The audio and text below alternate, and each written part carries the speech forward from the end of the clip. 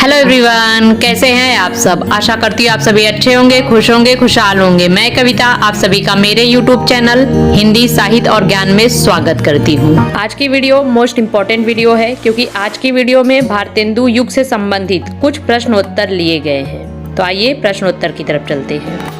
Question number पहला, भारतेंदु युग का अन्य नाम क्या है। यानी भारतेंदु युग को अन्य किस नाम से जाना जाता है। तो भारतेंदु युग को अन्य पुनर्जागरण काल नाम से जाना जाता है।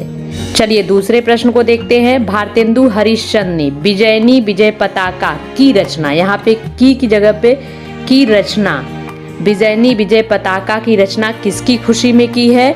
तो विजयनी विजय पताका की रचना भारतेंदु हरिश्चंद्र ने अंग्रेजों की मिस्र पर विजय की खुशी में की है। क्वेश्चन नंबर थर्ड देखते हैं। भारतेंदु हरिश्चंद्र की कविता की सबसे बड़ी विशेषता क्या है। तो भारतेंदु हरिश्चंद्र की कविता की सबसे बड़ी विशेषता है प्राचीन और नवीन का समन्वय। क्वेश्चन नंबर 4, भारतेंदु कृत प्रेम सरोवर किस प्रकार की रचना है। भारतेंदु कृत प्रेम सरोवर एक कविता है।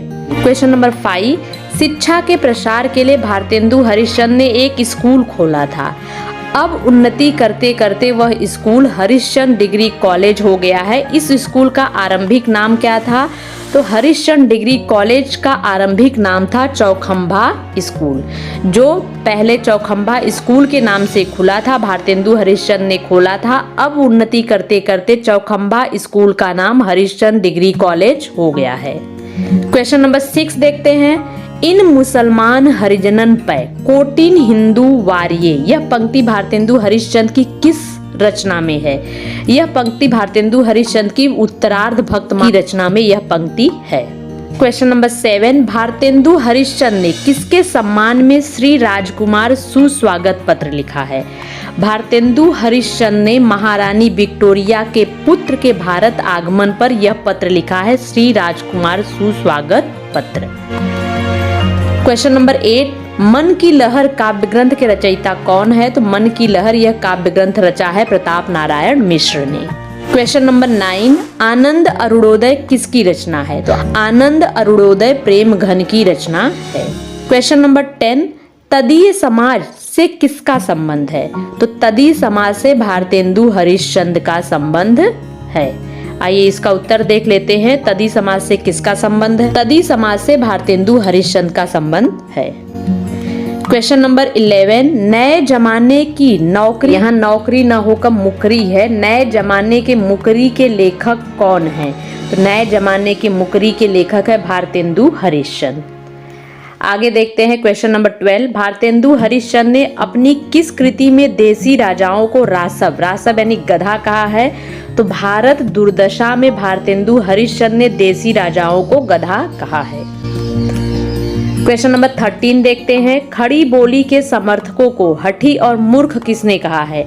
तो खड़ी बोली का जिन्होंने समर्थन किया है उनको हठी और मूर्ख कहने वाले जगन्नाथ दास रत्नाकर हैं।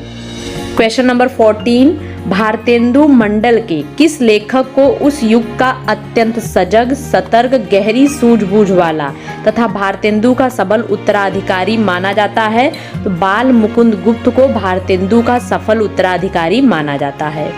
क्वेश्चन नंबर 15, बाल मुकुंद गुप्त की साहित्यिक प्रसिद्धि का मूला आधार क्या है।